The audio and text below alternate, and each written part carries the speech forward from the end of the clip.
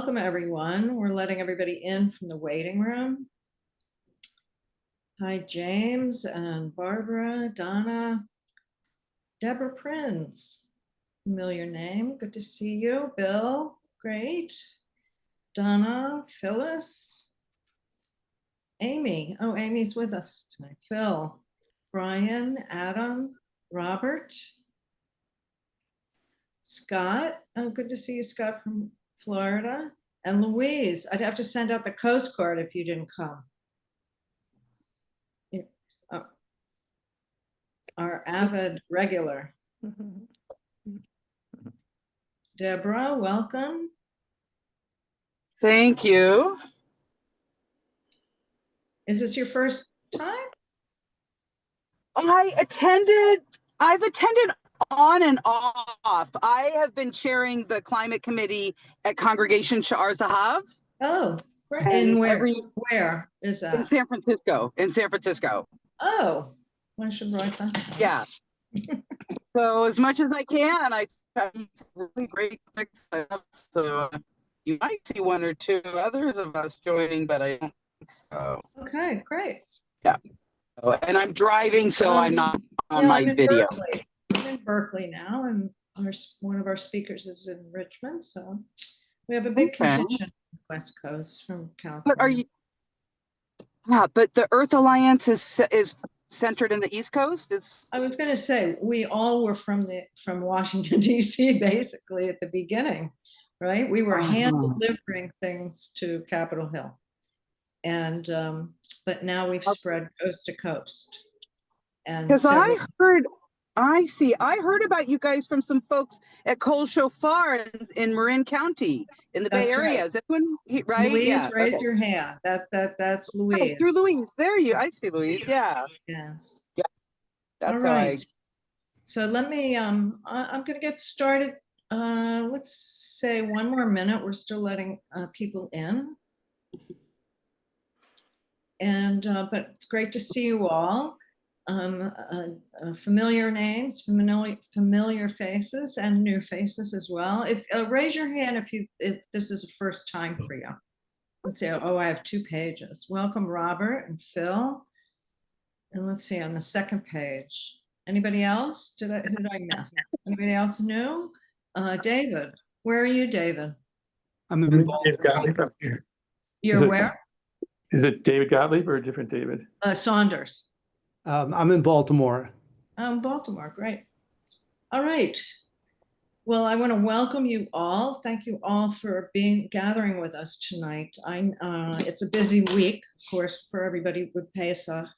And I've been thinking about how on Pesach we have to combine the bitter and the sweet. And we're getting a lot of that this quarter, shall we say, since January. A lot of the bitter, but when you still go outside into nature, it's the sweet. So I want to thank you all for coming to Jewish Earth Alliance. I'm Rabbi Devorah Lynn. I'm the co-founder with Mirala Goldsmith of Jewish Earth Alliance in 2019. And we Jewish Earth Alliance, we established it to hold Congress accountable for action on climate. And so you will learn more about that tonight. So I just wanted to outline our meeting. We're going to have a report about our recent work. We're going to have a speaker on our action alert. And then at the end of the meeting, we're going to start the action. And I have a little surprise at the end. So please return from the action for that. But first off, we always open our meeting with a spiritual leader, someone to inspire us. And tonight, Julie Emden is the founding director of Embodied Jewish Learning, EJL, and the Embodied Jewish Wisdom Network, which is a global collective of leaders and seekers of movement practices infused with Jewish wisdom. Julie has over 25 years of experience guiding others in somatic explorations of Jewish wisdom teachings as a resource for living in balance and wholeness. She began her professional journey as a campaign organizer for environmental advocacy with the Public Interest Research Group, which many of you know as PIRGS, P-I-R-G and a little s. So welcome, Julie. It's so nice to have you this evening. Thank you, Devorah. Hi, everybody. I'm really happy to be here. Just going to start my timer. I am going to jump right into the teachings and say that we're going to send out a link to these afterwards and to my website so that you can find more later there. So the offering I wanted to bring today, having been an activist full-time, more than 24/7, and having experienced burnout and despair, is to share with you a resource for balance and well-being and inspiration based on the Hebrew calendar and where we are right now in time in the calendar. So many of you may know this already. We are in the time just after Pesach of what's called counting the Omer, where for the 7 weeks until Shavuot, where we celebrate receiving Torah, we refine and study qualities that are divine qualities said to be embedded in the world and in our bodies. And I want to share with you, many of you may know about the Sefirot and the way that they map when you look at a visual. And for today, there's the focus of the body and how we can embody balance and alignment. And I specifically want to offer this taste of a practice right now and mention that I'm teaching these courses online and you can find out more about doing more later. It's a tiny little drop. So first I invite you to take a moment and find yourself seated in your chair, wherever you are. If you are, you can be on or off camera, and to feel for a moment yourself seated with your weight evenly weighted. And just take a couple of breaths, finding the spine long, the collarbones wide, releasing the arms soft in your lap maybe. And receiving the breath of life, Nishmat Chayim, as a lengthening and expanding. And on the exhale, releasing and settling. And just noting with your sensing awareness, the whole circumference of the body, front, back, side, side, as we breathe.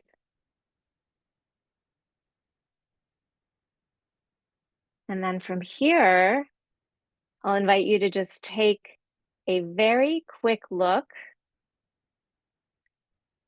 at the screen. I'm just going to share really quick a map for you. This, some of us are visual, so I just wanted you to see this. This is where the Sefirot map on the body. And overall, when you look at this, and you'll have a link later to see more, I want you to note that the right side is mirroring us. So Chesed is on the right shoulder, Gevurah on the left, Tiferet at the heart center, and then Netzach, right hip, Hod left, Yesod at the center of the pelvis, and Malchut at the bottom. So just for a visual, just wanted to give you that. And then if you're comfortable standing, I invite you to come stand. You can also do this seated. And just take a minute and find yourself standing again with your weight even. So whatever works for you to find your stance with your feet hips distance apart, your weight even. Let's just shift forward and back and side to side and take note perhaps of what it feels to feel center. Might take some time. And then we're going to play a little bit with expanding and opening the arms. This is chesed. Energetically, chesed is loving kindness, generosity, giving. And similarly, Netzach, if you step forward, is perseverance and energy, the will that we have to create and change and keep going. So just feeling what this feels like in your body, and then we'll release, and we'll take the second energy, which is Gevurah, which is inner strength and boundary, and also no, stepping back, and Hod. So Hod and Gevurah are stepping back. So let's just play with forward and back. So we're just working with Chesed in your own timing. Chesed is opening and giving. Hod and Gevurah are stepping back and saying no. And slow it down with the arms and legs doing this forward, open, stepping back, close. And noting the transitions and what it feels like in the body. And the whole idea, if you come back to center and stand, the whole idea for these weeks and for this time is to find balance. So if you come back to sitting, I just want to offer a moment and share that we do these practices every year. And the whole idea is to find balance, and that some years it's more of an outward giving that we need. And some years it's more of a stepping back that we need. And as we are in this time right now, I wanted to offer this idea of a practice of embodying these qualities as an idea for you as a resource in your day-to-day life. So take a minute now again and sitting and feeling in your body, maybe just in your heart a little bit, the center of the two. So feeling your sits bones even, feeling the shoulders open and the collarbones wide, and the length of the back of the neck. Feeling the center line of Keter through Tiferet, balance or harmony, through Yesod at the center of the pelvis, and if your feet are on the floor, Malchut. And just noting what it feels like for a moment to breathe with awareness of the whole being, of your whole being. So we'll sit together. And every inhale is an expansion of the belly, Chesed, and every exhale is a settling and a drawing in, Gevurah. And in the field, resting in all of that is Tiferet, balance, beauty.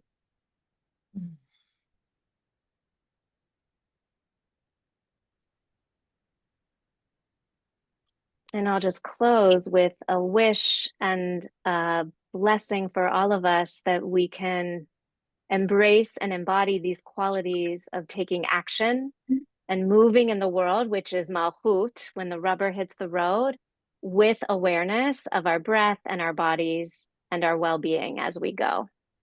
And we will send out these teachings and more info afterwards. Thanks, everybody. Thank you so much, Julie. Thank you. Thanks so much for that. That it's unusual for us to get up out of our seats at these meetings. And I know people sit for hours in Zoom meetings and bent over and hunched up. And so it's so important to have an awareness of the body. And they say that sitting is now considered as unhealthy as smoking was. Smoking. I know. Pretty scary, huh? So it was good that we did Takes this. us Maybe we many shouldn't. years off your life. Maybe Yeah. we should include this in each of our monthly lines to have something to look forward to. Right. And we're so cerebral. We're people of the book, and even our actions are cerebral, trying to influence people. But we are a body moving in action in this world. So thank you very much, Julie, for expressing that tonight. Burnout at this time is a very it's very close at hand. It's very close at hand for us.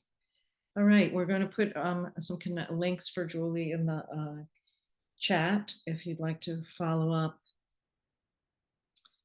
And I wanted to call on our co-chair, Rabbi Melanie Aaron, who is going to give us a report of what we've been working on lately. So Melanie, turn it over to you. All right, I will try to be brief. I know we have a speaker coming and we really want to be able to hear from her. I wanted to update you a little bit on the workings of the Jewish Earth Alliance. I'm Melanie Aaron. I am co-chairing right now with Mirla Goldsmith. And as all of you recognize, these are not normal times. So we've needed to think a little bit about what we want to do. The steering committee had a retreat at the end of March to consider these issues. You may or may not know we have a steering committee of 10 individuals from different backgrounds and experiences. That includes a former EPA staff member, a geologist, people with experience in organizational work, a couple of rabbis. We are geographically dispersed, east and west, north and south. And we feel that way we can speak about issues in the country at large. Our retreat focused on two things. The first was building capacity. We currently have 3 teams: communications, policy, and lobby day. And we want to expand them to include more non-steering committee people to serve on these working teams. We're also looking to add a team to coordinate a speakers bureau so that we can get the word out to different organizations and in different platforms.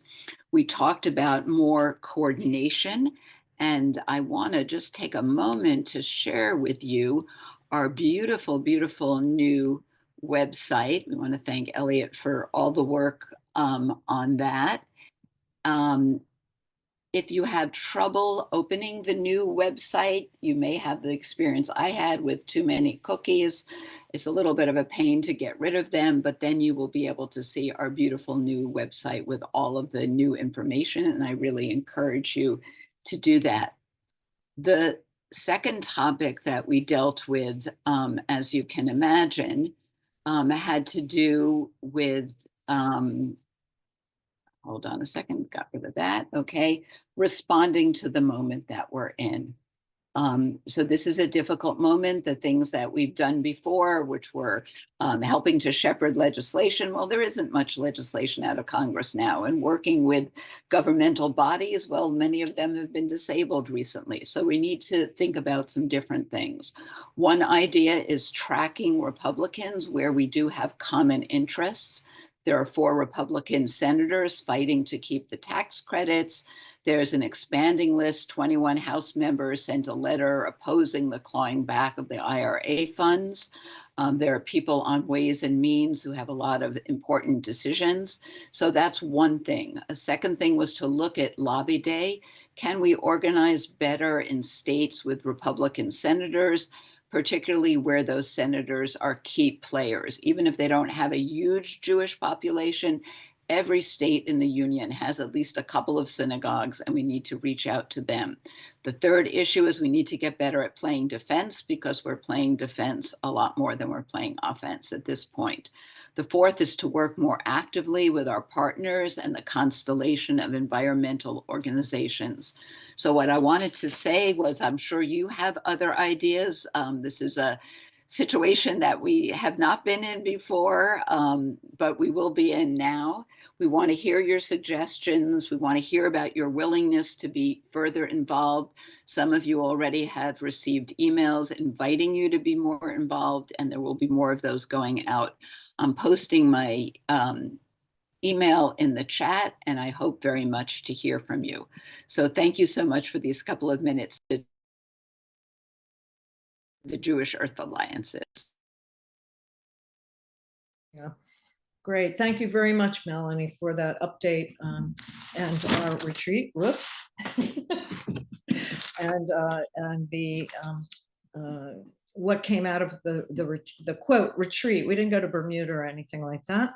We had it online because we're now coast to coast with our steering committee. And yes, we invite you to join us to be on our teams if you would like to work on those specific topics. And Melanie, are you going to send out an invitation for that to people on our list? So people who responded to the survey we did at the end of lobby day have already received right. a note. Some people will be receiving a note this week, depending on what state they're in, if they happen to be in an important district. But I'd love to hear from anyone who would like to participate, help with lobby day, have some skills with communication, or some knowledge that would help them if they wanted to serve with us on the policy committee.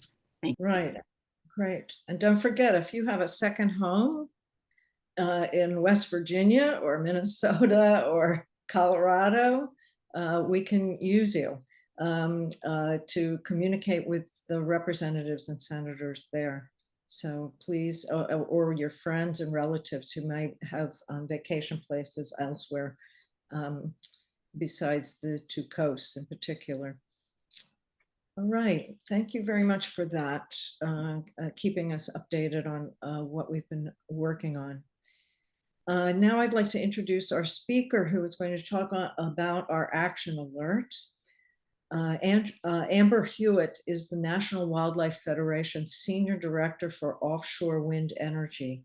She started her career in the National Wildlife Foundation's National Advocacy Center in Washington, D.C., and has worked for over 12 years to advance state and federal policies that will both help launch a robust U.S. offshore wind industry and ensure wildlife habitat and communities are protected throughout every stage of development.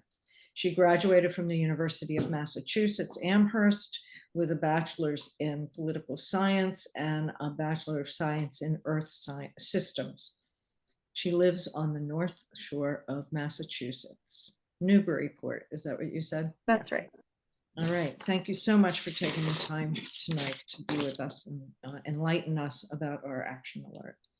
Thank you so much, Deborah. Thank you all for having me tonight. It's really a joy to be with you. And just from Melanie's update, I feel like I'm going to elevate the definitely not doing a 101 for all of you, because I can tell that this is a very seasoned group of activists, and I will be sure to leave time for questions. But I really appreciate your attention to this topic. It is a really challenging time to be an offshore wind advocate. As you heard in my bio, I've been working on offshore wind energy advocacy with the National Wildlife Federation for just over 12 years now. And we have had a lot of ups and downs, also being from Massachusetts, where we have been pursuing offshore wind energy for about 25 years and have just our very first project under construction right now. Offshore wind has had a long and bumpy journey to this point in the US, and this is certainly the largest obstacle we have ever faced. And it's not a clear path out of it. So I'm just going to very briefly touch on the role that offshore wind energy can and should play in the US energy landscape, where things are now, and then I will take a dark turn into where we are today and hopefully end on an uplifting note as to how we can all help move through this moment. But the offshore wind energy opportunity for the US is really what has kept me working on this single issue for over a decade. It's the scale of this opportunity. As someone who came into this work driven by a fear of climate change, offshore wind energy is really a solution that can rise to the scale of our challenge in a unique way. This is, outside of the US, a booming global industry.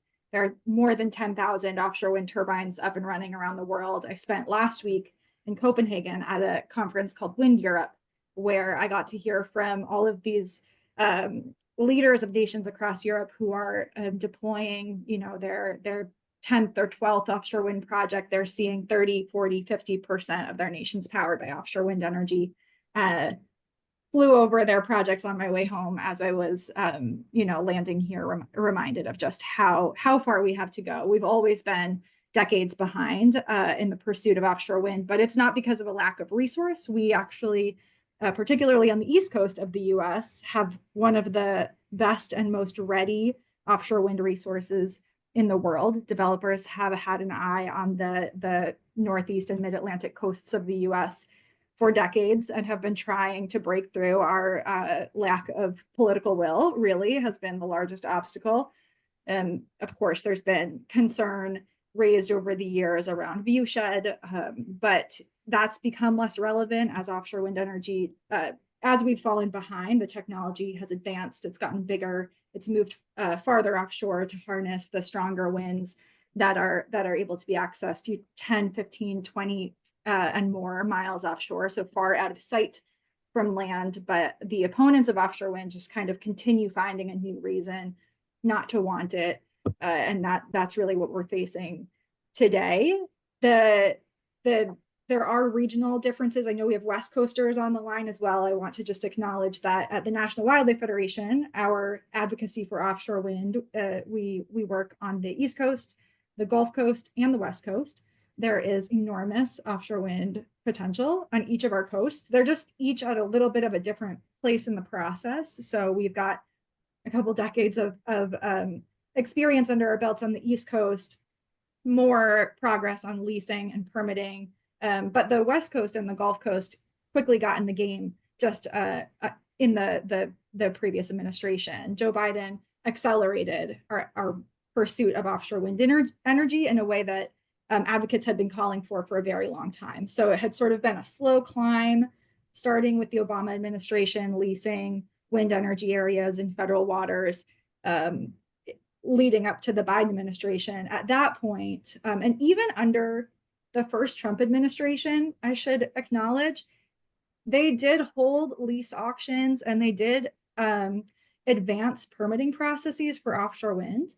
Under the first Trump administration, there were a couple of years where the administration's policy was actually very supportive of offshore wind energy. The first Interior Secretary, Ryan Zinke, spoke at offshore wind conferences.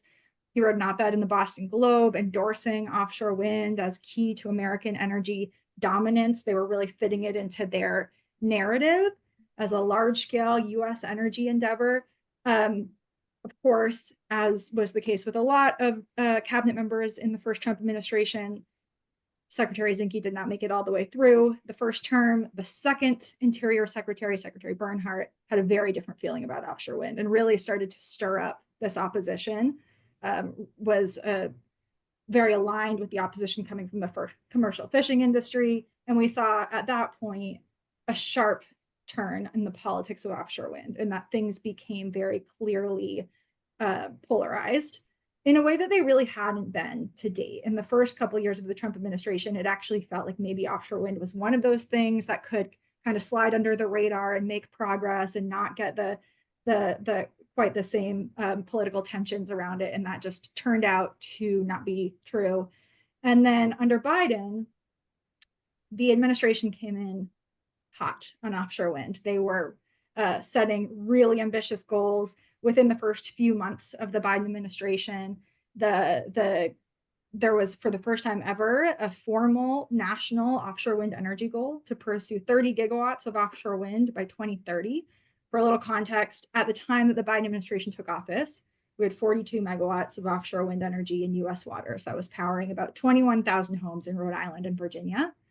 So we had 42 megawatts, and the administration set the goal of 30,000 megawatts, so enough to power about 15 million homes by 2030.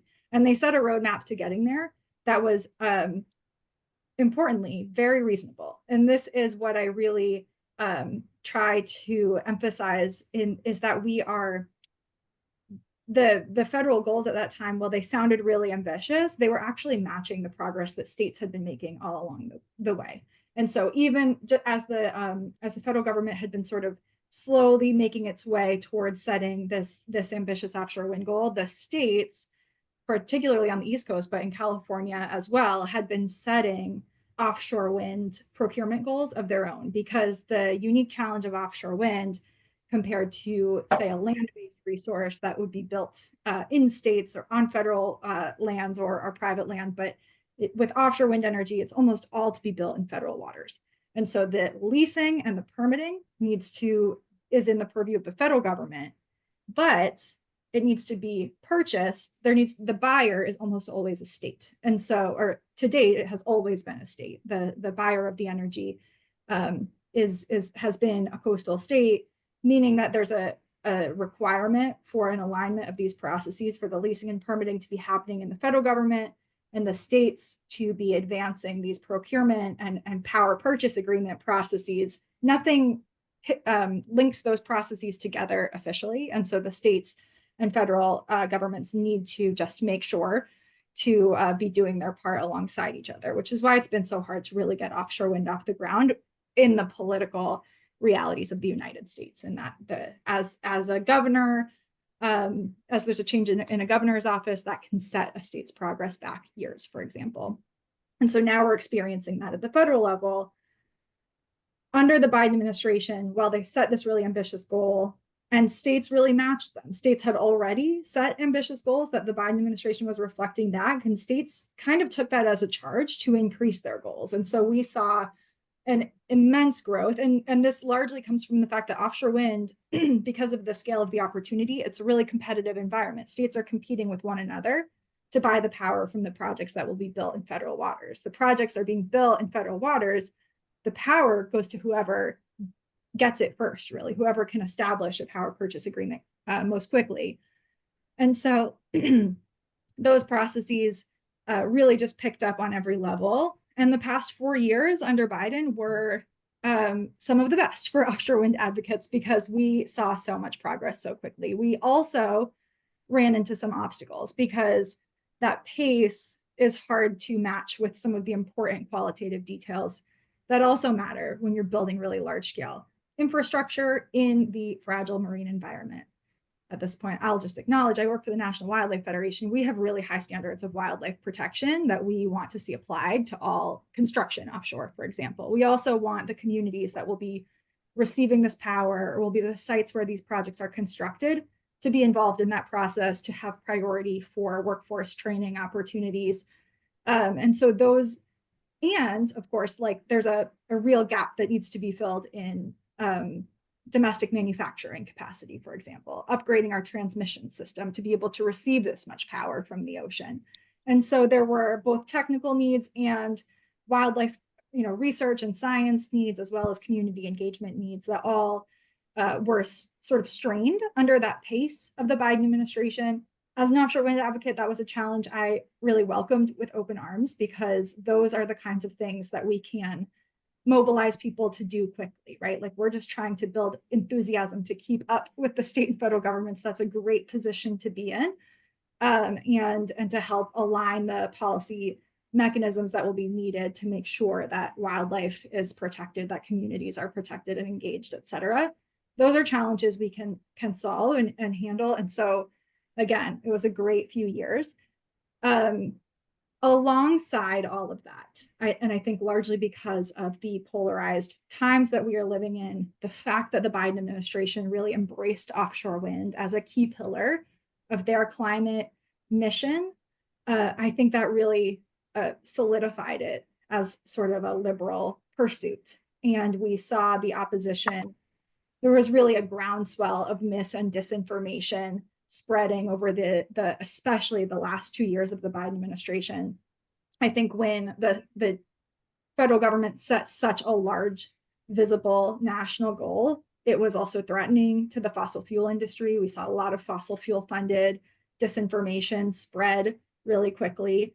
There's a great study by Brown University mapping the funding of these disinformation campaigns, and a lot of it went back to fossil fuel interests.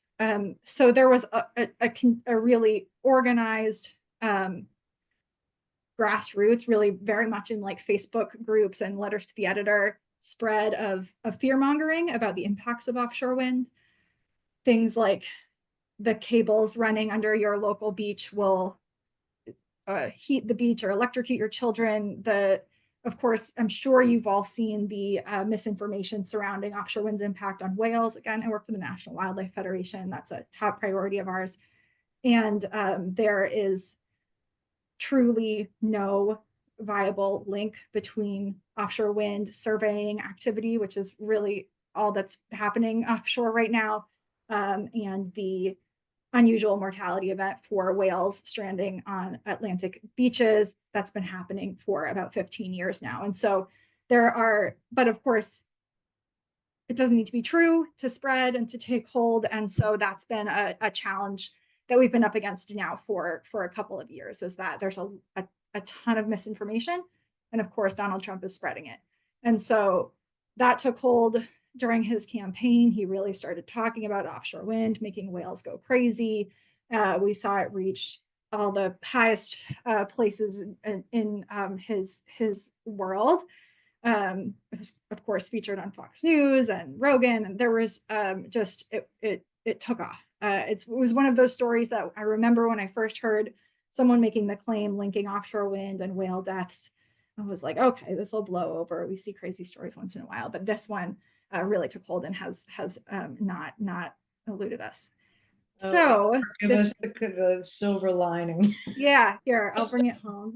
So it did all culminate, though. I have to emphasize, of course, the presidential memo that was issued on Inauguration Day. And so that really brings us to where we are right now and what we're dealing with politically.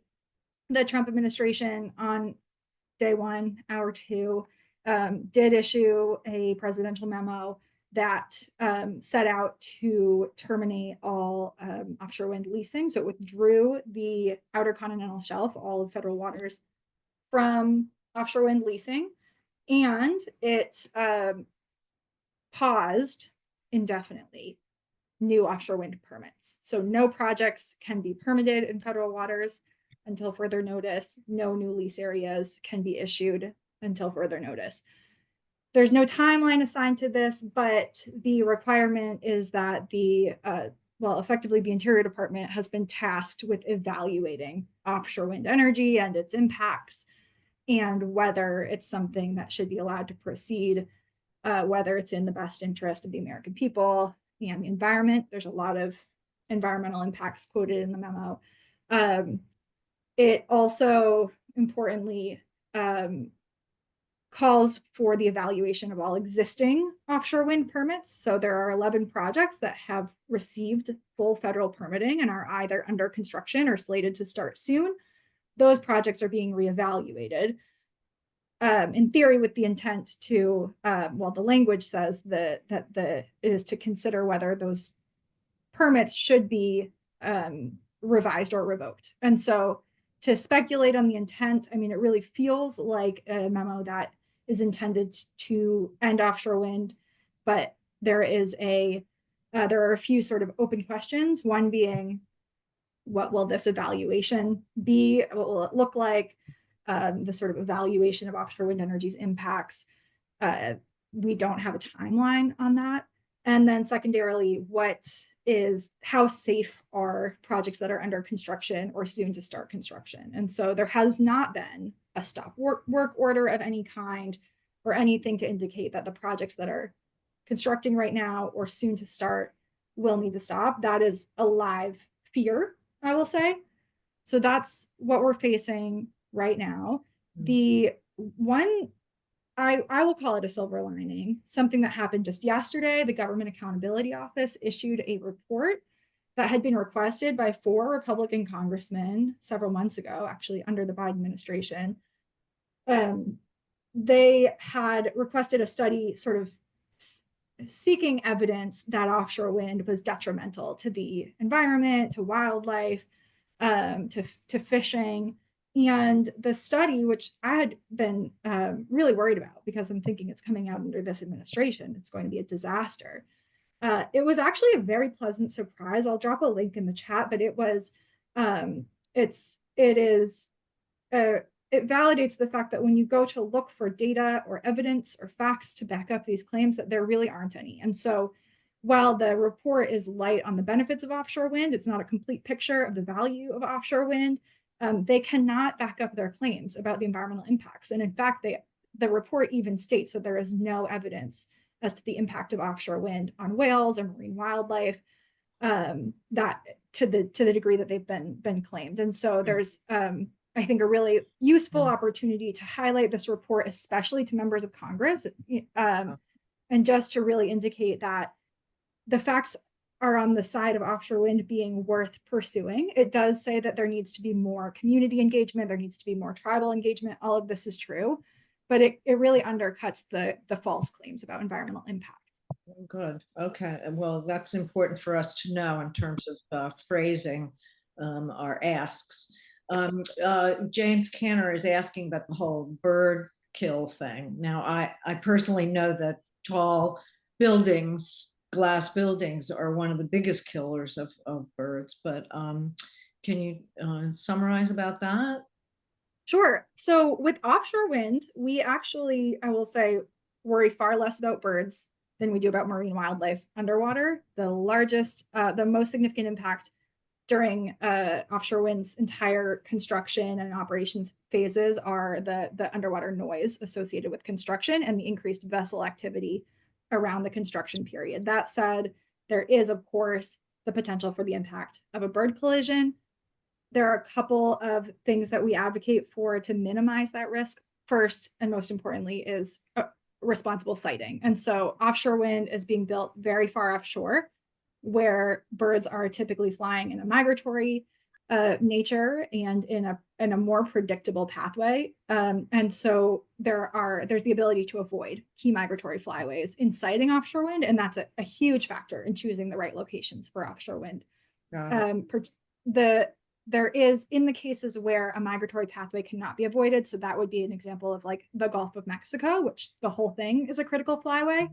That is where we entertain recommendations and regulations to shut down the turbines during moments of migration. And so it would be more of a seasonal restriction rather than a physical avoidance. So all that to say, that's sort of gleaming the surface of a long suite of recommendations that we provide, but it's largely an avoidance and then some careful monitoring of when the bird, because there's also a lot of real-time monitoring technology for birds that can be used to shut down the turbines in real time if a group is approaching. Oh, like they have an early warning system.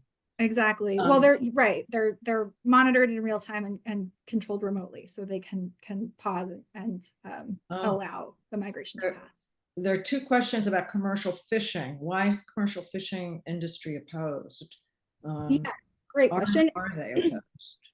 It's really a fear of something new. The commercial fishing industry is already an industry that's struggling in the face of climate change, and this is a big new thing in the place where they earn their livelihoods. There's a lot of fear about losing access to parts of the ocean. That's not exactly how it will work. There's a brief exclusion period during construction, but ultimately once offshore wind turbines are constructed, they're in federal public waters. Anyone can pass through a wind turbine and get as close as they want to them. There's ample existence around the world of peaceful coexistence of these two industries. Mm-hmm. Once they're constructed, they provide underwater structure, which actually turns out to be areas of aggregation of sea life, and it has improved fishing in some locations. So it's a complex picture, but I think it is largely just a real fear of losing access to the places that they depend on. Elliot Rabin is asking, he says, my understanding is federal waters start around 3 miles out. I'm going to take just, I think, 2 more questions. And if you could put your email, maybe, could I ask you questions? Send Definitely. You questions? Elliot's asking, is it possible to cite some offshore wind within the range of the 3 miles out? And then somebody asked about how about having wind on the coastal counties? Yes. So most federal waters, you're exactly right, start 3 miles from shore. In the Gulf of Mexico, they start 9 miles from shore. So there is additional opportunity in, for example, Louisiana has been pursuing offshore wind development in state waters. The challenges abound with state waters development when you're working within that 3 mile coastal zone. It's a really significant view shed impact, and that is a huge obstacle to offshore wind development that particularly coastal homeowners do not want to look at it. And so that opposition will be strong. It also presents a lot more wildlife challenges. Just speaking to the bird concerns, the closer you get to shore, the more you have that lower flying takeoff range.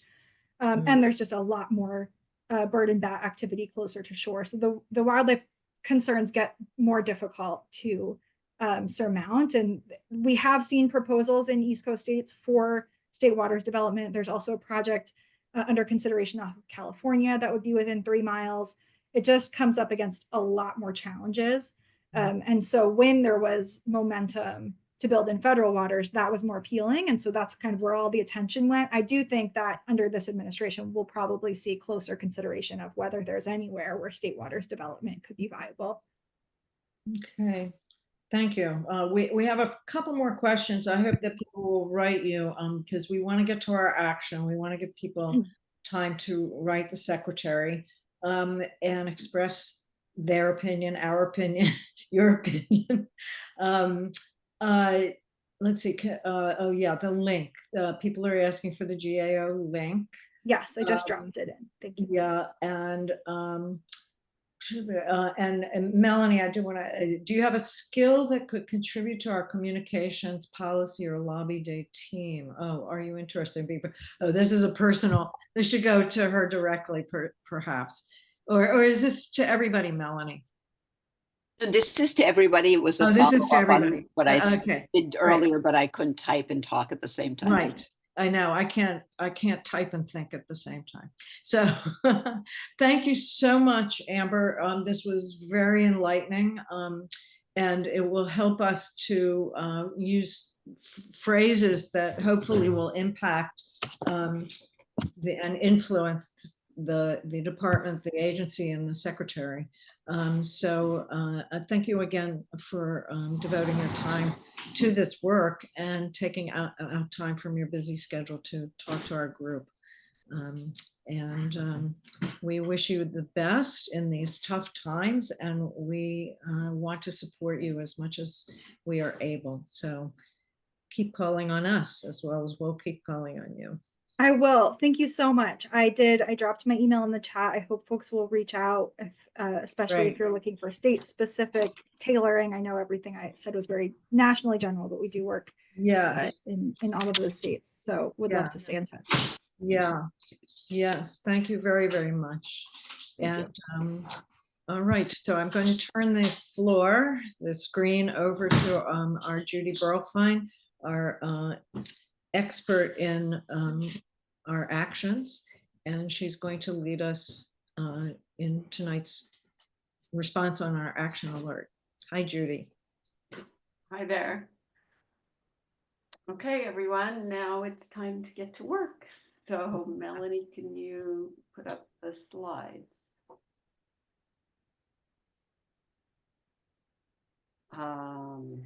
Okay, let me situate. So you are all looking at my slides. And we heard about wind power and how important it is. We get 11% of US total generation. It creates good jobs and increases US security. And of course, for climate, it's a clean and renewable energy resource. So tonight we're going to be writing to the Secretary of the Interior. So for the next, okay. Here, I wanted to provide you with a little information about Doug Burgum, who is the Secretary, because I've provided, in the next 2 slides, I'll give you some suggested text, but I find it's helpful if you know a little bit about the person you're writing to. So Secretary Dirk Burgum was a former governor of North Dakota for 8 years, and it's hard to tell what he thinks about climate change, but he takes it seriously enough that he did outline plans to make the state carbon neutral with carbon capture and storage. Now, whether that's working or not is a whole nother story, but the fact that he would even bring up the topic, I think, is important. And I looked at numbers for the amount of electricity generation from wind In North Dakota, there was kind of a range between 20 and 40%, but they do get a substantial amount of power from wind, so they should appreciate the value of it. He also is a very strong advocate of fossil fuels and isn't talking a lot about renewable energy. And lastly, I wanted to mention that he visited Israel in September of 2024. So my sample messages in the past haven't really highlighted the Jewish message, but I think in this case, it might be appropriate. So next slide. So what we are going to do today is to go to this website, and hopefully someone will put it in the link in the chat, and write to the Secretary of the Interior, Doug Burgum. And the next, we can go to the next slide, and I'll talk about the sample message.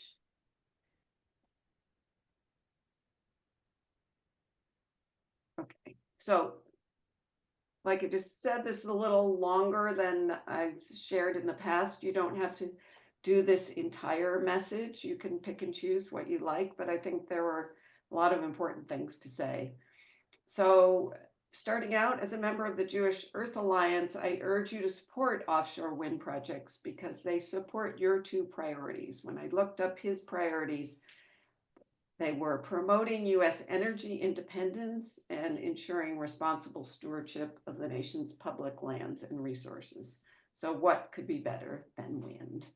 And in an effort to avoid the word renewable, because it's such a hot button word, I put this into a different form because what's important about renewable is that it doesn't run out. So the wind is a precious resource that will never run out. And thank you for North Dakota's leadership on wind power, since they do have quite a bit of electricity generation from wind. And I love this passage in the action alert about wind and how it's significant in Judaism. The Hebrew word ruach, wind, breath, spirit, moves through the Torah as a force of transformation. In Genesis 1:2, the ruach of the creator hovers over the deep, ushering in creation. And after that, you can also add why you personally care about wind energy. So I encourage you all to open another tab on your computer and to go to the doi.gov/contact website and start writing your message. And if you have any questions, speak up. I wanted to say, Judy, that in the Talmud, it says that there's no we have no halacha, no regulations on wind because it's constant, because there's an abundance of it. We don't have to regulate it. And it comes from the heavens. And I find that very interesting that they regulate everything else, including matzah. So thank you very much, Judy. We'll get to work. So get to work, everyone, and let me know if you have questions.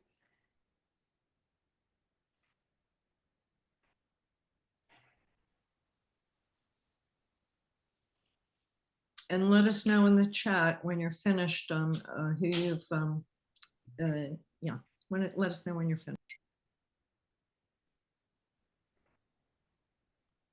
I did have a question. Can you hear me? Yes, go ahead.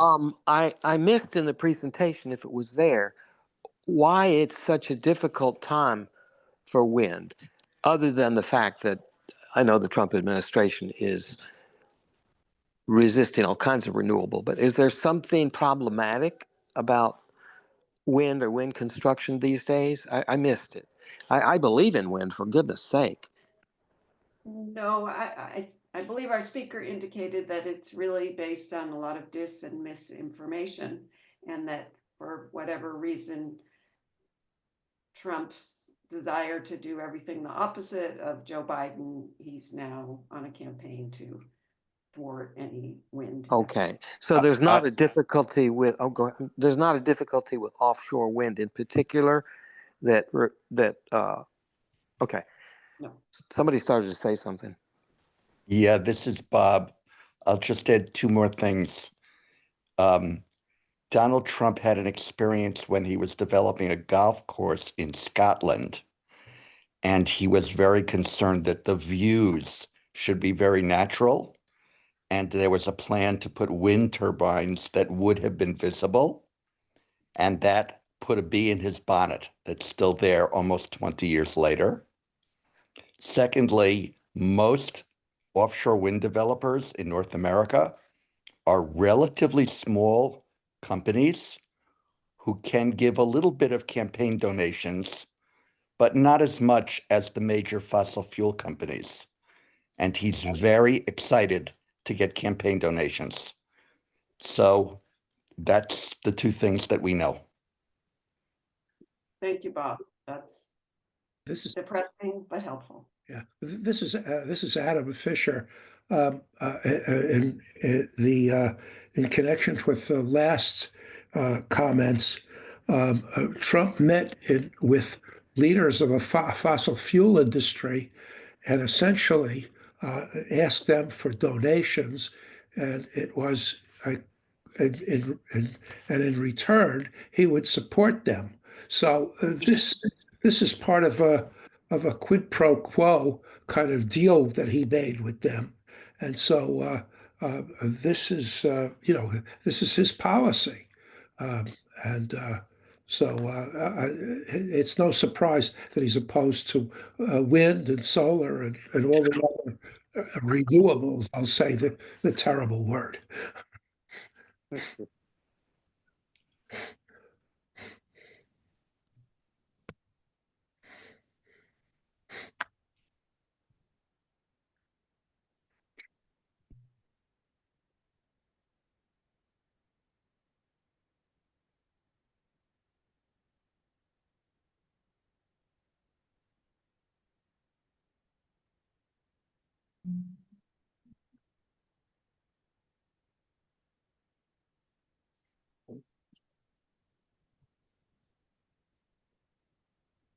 Well, it's Stephen again. I want to raise another question, which is it a profit-making enterprise on its own so that we don't have to be begging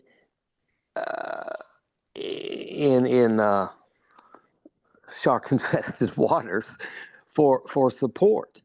In other words, we don't have to get government money. If it develops energy and that energy adds, and also if there are ways for it to get transported, transmissioned, is the potential there? And I don't know if our expert is still on, but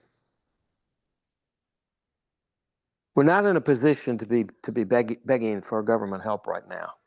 Well, I don't believe that the help is to build the turbines. The partnership with the government is the lands that we're using.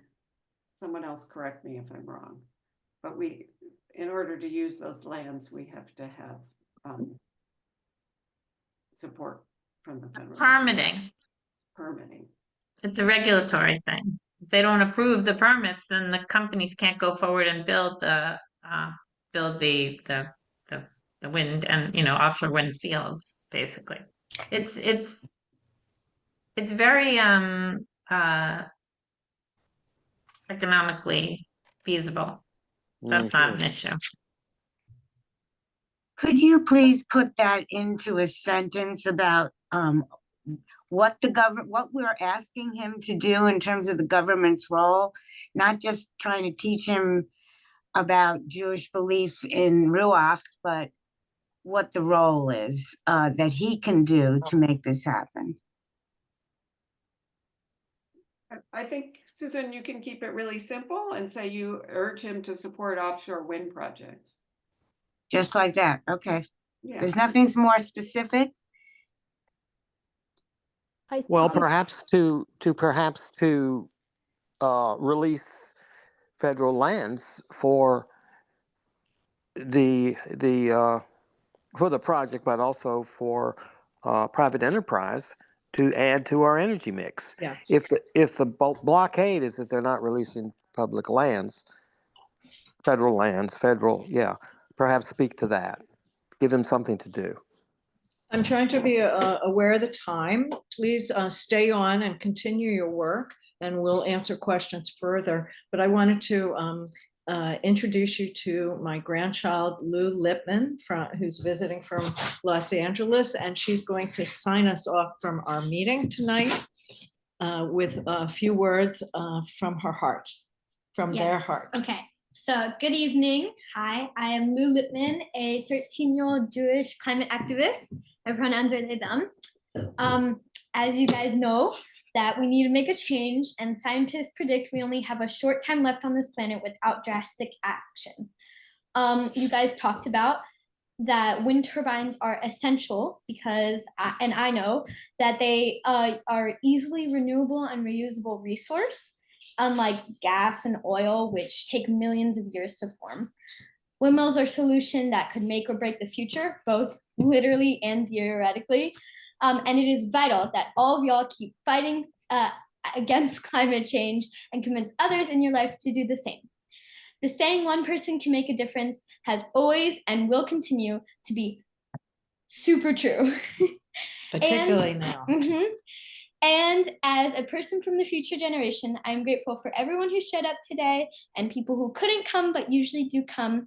And it gives me so much hope to see meetings and groups like this. Thank you so much for listening and have a wonderful evening. Thank you. If I just may say, take after your grandma, you're terrific, and thank you for your message and for all you're doing. We're very proud of you. And that's Louise from my fan club. And I would like to make one comment. The other thing is that wind power can help us to have more energy independence as a country. And I think that is an important aspect to be pointing out as well. Yes, very good perspective. Bravo, All right. bravo, well said. Thank you very much.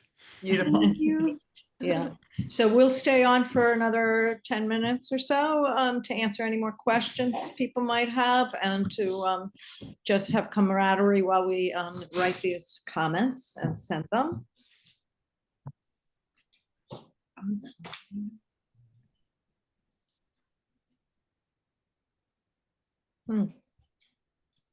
A question just to try and send it.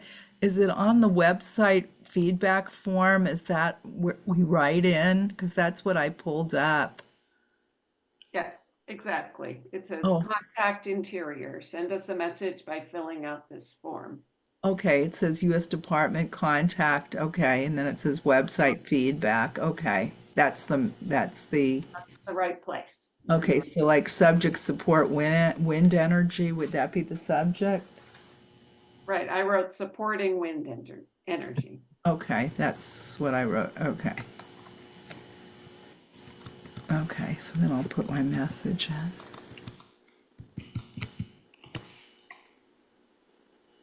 in. Thank you all so much. I'm just so impressed with your work. It really helps us, like what you guys said you did at the retreat, thinking about what can we do now, because it's completely different than what we were doing before, since these things aren't coming out of Congress. So it really, and to be honest, we haven't been able to figure a good focus. So this has been really inspiring. I want to say one other thing, which is just because I'm in a car and I can't really take notes or anything, but if someone from the West Virginia, if you have a delegation there, my son lives there for one more year, and would be great to, he'd be happy to send some emails and things like that. Okay. But, yeah. Okay. So, yeah. Okay. I guess I should stop writing and respond. Who's speaking? This is Deborah from California. Oh, lovely. Yeah. Send me your number. You're where in California? In San Francisco. Oh, send me your number. My phone number? Yeah. Is 415 730 2494. Right. Yeah, so you can text or anything. I'd love to be in touch.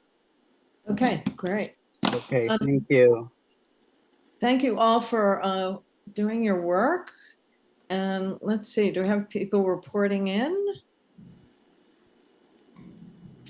I see a nice number of people who said that they've been able to do it. We Good. really appreciate that. Great. Okay.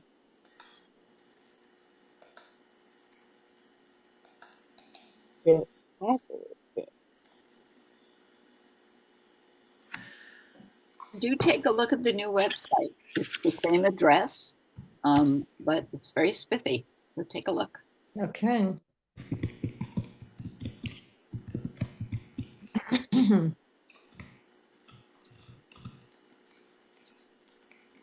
Okay.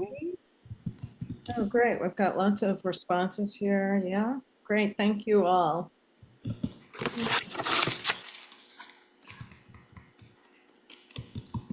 I would just like to add what our speaker told us, that in addition, if you have the time and energy, in addition to writing to the Secretary of the Interior, if we could drop a line to our elected officials, because she did emphasize that it's important to let them know that. So the exact same letter that you write to the Secretary of the Interior, you can also write to your senators and your representative. In particular, if you have a Republican senator or House member. Yeah.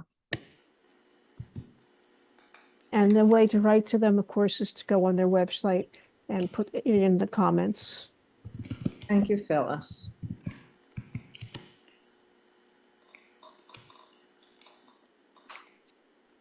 Okay. Where are we? Seeing no other questions, we want to wish everyone a good Pesach. We do have a few more days to go, and a nice yontif at the end. All right. Yes. Thank you all very much for being here tonight and taking the time out from family and friends this week. And we will see you next month. Thank you. I don't have the date, but we'll send that all out to you.